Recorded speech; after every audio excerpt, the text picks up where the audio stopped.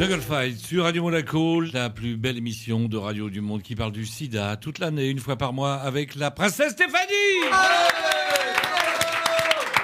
Denis, Cécile, donc tous les deux, bonsoir. Vous êtes affiliés à Fight Monaco, oui. C'est ça.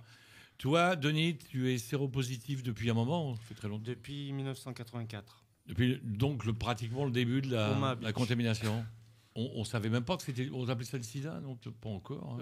Si. Ouais, on commençait à parler du sida, ouais. Alors justement, moi, je voudrais réagir sur l'importance du dépistage. Oui. Et je vais vous raconter moi mon expérience personnelle. Oui. Et en fait, en 1984, j'ai été donné du sang et je suis parti travailler pour un club de vacances à l'étranger. D'accord. Et un jour, il y a un médecin qui est venu. Et qui m'a appris que j'étais donc séropositif. Il t'a pas demandé Toi, tu n'avais pas demandé à faire un test HIV? Non, c'était en donnant du sang. Apparemment, au don du sang, il devait faire des dépistages sur le sang. Il est venu t'annoncer que tu étais séropositif. Et donc, en fait, c'est pour vous expliquer que si j'avais pas eu la chance d'être dépisté, chance à ce moment-là, combien de personnes j'aurais pu contaminer. Parce que dans les clubs de vacances, on le sait, surtout à l'époque. Ça y allait, quoi. Ouais.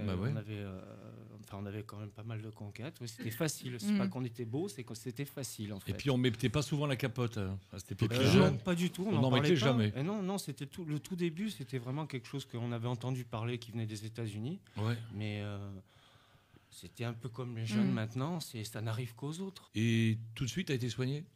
Non, parce qu'en fait, la maladie se déclare au bout de 10 ans, 15 ans, ça dépend. Tu peux être en très bonne santé sans traitement.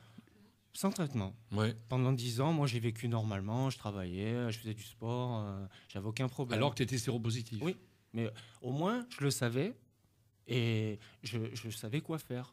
Je savais que je pouvais contaminer des gens, alors qu'avant, je ne le savais pas. Faisais attention, oui.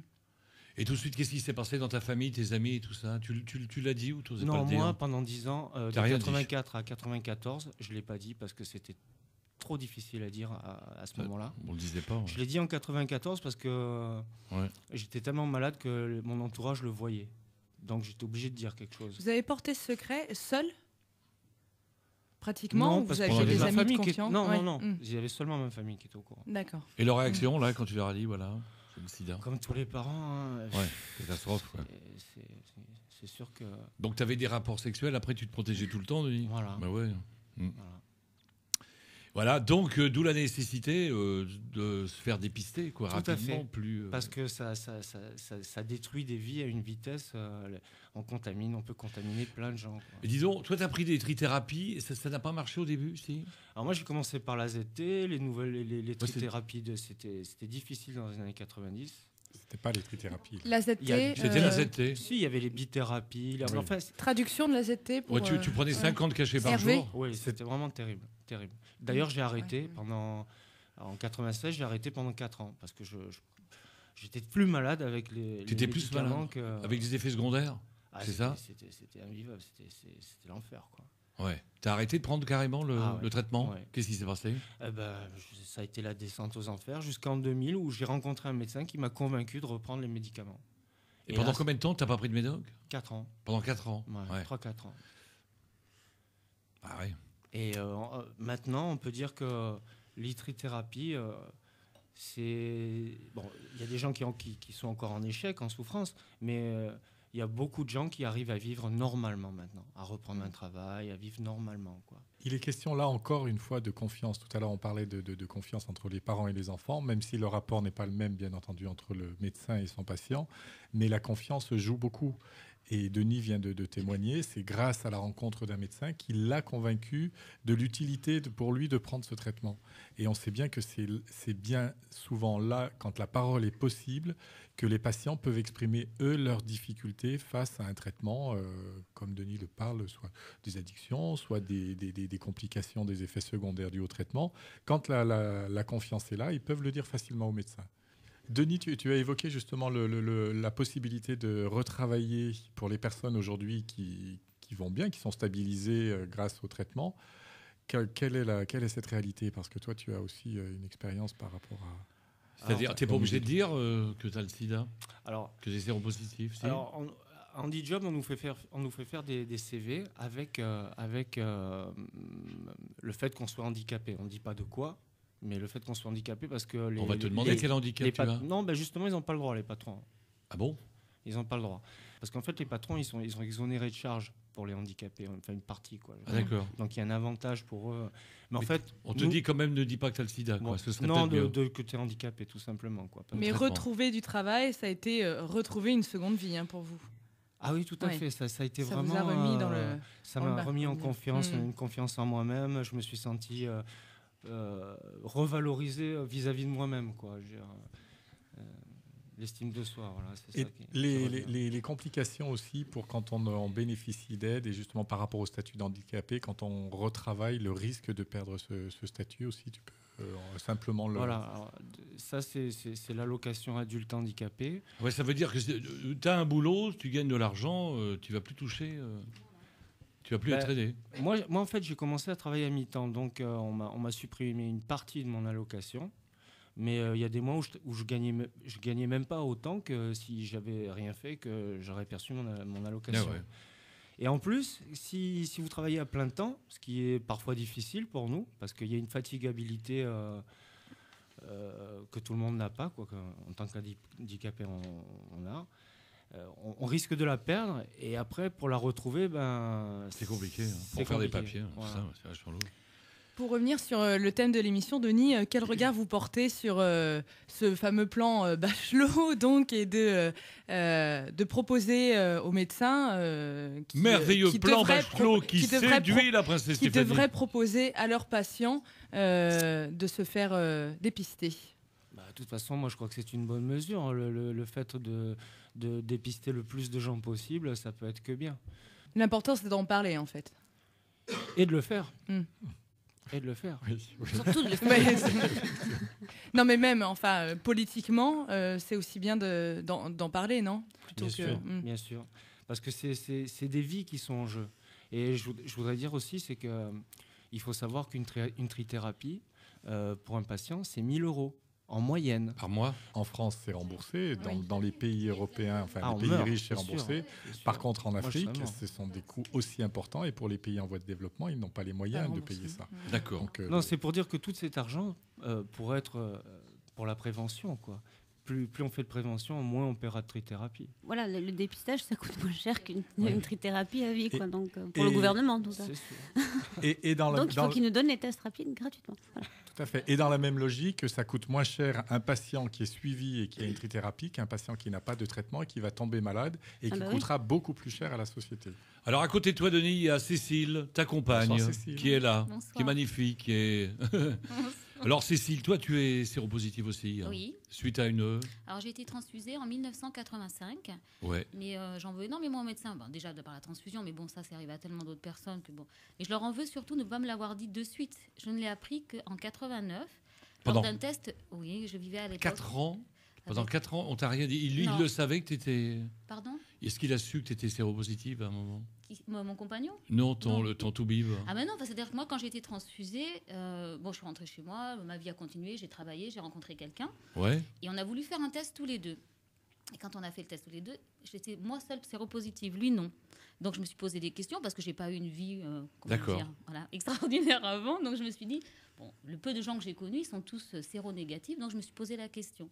Et en fait, c'était bien la transfusion. C'était l'époque du scandale des transfusés. Voilà. Je trouve ça scandaleux parce que si j'avais une vie, sexuelle, j'aurais pu contaminer énormément de personnes. Donc ils sont quand même responsables en ce sens-là, quoi. C'est dangereux. Donc je leur en veux pour ça. En 89, heureusement, personne n'a été contaminé, mais bon, ça aurait pu, quoi. C'est mon médecin traitant qui m'a contacté en me disant, voilà, effectivement, ton test est positif. Et toi, tu as eu une trithérapie qui s'est bien passée tout de suite moi, au tout départ, j'ai jamais voulu accepter les médicaments parce que j'étais physiquement bien. Je me sentais bien, j'avais pas de symptômes, j'avais des bons T4, pas de charge virale énorme. Donc je me suis dit, tant que je peux vivre sans trithérapie, je préfère. Et puis j'ai commencé la trithérapie il y a 2 ans maintenant. Pourquoi tu commençais à être fatiguée? Oui, ça commençait. Fatigue, tout à fait. Oui. Les T4 baissaient, la charge virale augmentait, légèrement, c'était pas non plus dramatique.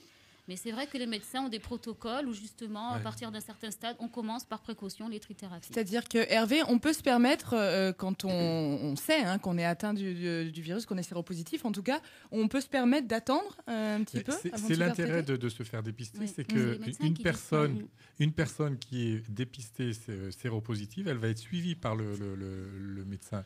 Et en fonction du statut sérologique, c'est le témoignage de Cécile, quand les T4 baissent et que la charge virale monte, si ça se produit très très rapidement, le médecin va préconiser un traitement. Mais effectivement, autrement, il y a des personnes qui peuvent vivre plusieurs années sans traitement parce que le virus... tous les mois, s'ils font les prises de sang, ils réadaptent le traitement par rapport à l'évolution, ils changent les molécules. Enfin, c'est vraiment un suivi médical et qu'il faut le faire. C'est personnalisé, en fait. Et là, tu rencontres Denis, alors pas tout de suite, quand même. Il s'est passé du temps. Bon garçon, quand même, bien, tranquille. J'ai pris le meilleur de Fighted. Je suis arrivée en 2007 dans un état vraiment désespéré à tous les points de vue. J'étais socialement, mentalement, psychologiquement, économiquement très, très faible. Et donc, c'est mon médecin traitant, surtout. Je voudrais la remercier parce que c'est elle qui m'a incité à venir à Monaco. Ça fait combien de temps que vous êtes ensemble, tous les deux ? Maintenant, ça fait 3 ans. 3 ans, ça se passe bien ? Comme dans un couple normal. Excuse-moi, vous mettez des capotes toujours ? Oui. Toujours des capotes quand même. Oui, parce qu'on ne peut pas croiser parce qu'on n'a pas forcément le même type de virus. Exact. Dans le VIH, il y a plusieurs types de virus. Vous n'avez pas le même traitement. Donc le fait de mélanger les virus, ça peut être dangereux en plus d'une surinfection. Voilà. Donc toujours capote. Et Cécile, vous vouliez rebondir sur ce qu'on disait précédemment, sur la pédagogie des parents à l'encontre de leurs enfants. Parce que tu as un enfant, toi, Oui, Cécile. j'ai un garçon de 18 ans. Et on pourrait penser, vis-à-vis de votre séropositivité, que c'est plus facile d'en parler. Eh bien non, justement. Paradoxalement, c'est aussi compliqué que des parents qui ne sont pas séropositifs. Comment il prend ça, lui, le fait de savoir Le problème, c'est qu'avec mon fils, je ne lui en ai pas parlé tout de suite. Il l'a su pratiquement l'année où je suis arrivée à Fighted. Lui, il est sain, il n'a pas il n'a pas le sida. Tout à fait. D'accord, très bien. Donc, il l'a pris brutalement. Et c'est-à-dire c'est-à-dire que j'allais de plus en plus à Fighted le jeudi, aux après-midi d'accueil, aux activités, etc. Et il s'est bien douté de quelque chose parce qu'il voyait que je changeais. Donc, j'étais mieux dans ma peau. Et quand il a vu la transformation, il m'a dit « Maman, il se passe quelque chose ». Donc, je lui ai expliqué qu'effectivement, j'allais à Monaco. Et il a fait le rapprochement parce qu'il avait vu la semaine d'avant une émission avec la princesse.